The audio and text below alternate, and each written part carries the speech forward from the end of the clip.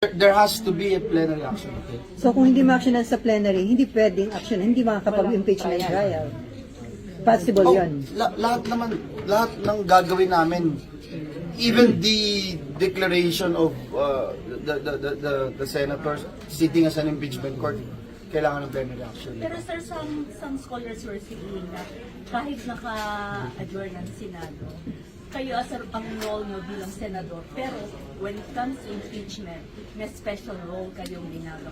Kahit naka-adjourn, you can continue. Nasa konstitusyon ho, tama. Pero again, it is the plenary action that would give us the go signal na we can, parang di ba pagka nagbe-break tayo, kahit committee hearings lang, kailangan banggitin mo doon sa plenaryo na ito ay ino-authorize ng bawat miyembro ng So pwedeng mag-continue Senado. sa susunod na Senado? Yeah. Is that what you mean?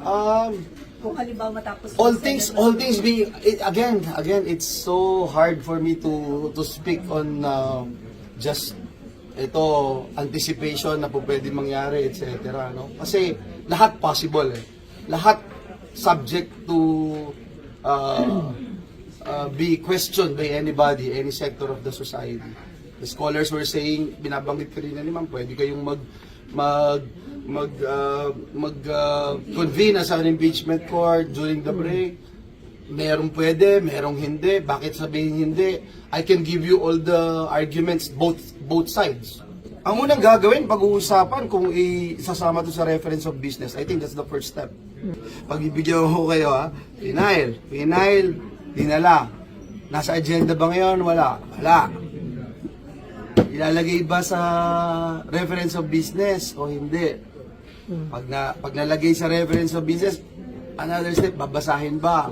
Pag binasa ba, saan dadalhin? Ni-refer ba? Saan ni-refer? Di ba ganun yung process? Kami dito, ayaw namin sirain yung pag-iisip namin sa aming focus ngayon kung ano yung nasa agenda namin, and we are not going to anticipate anything.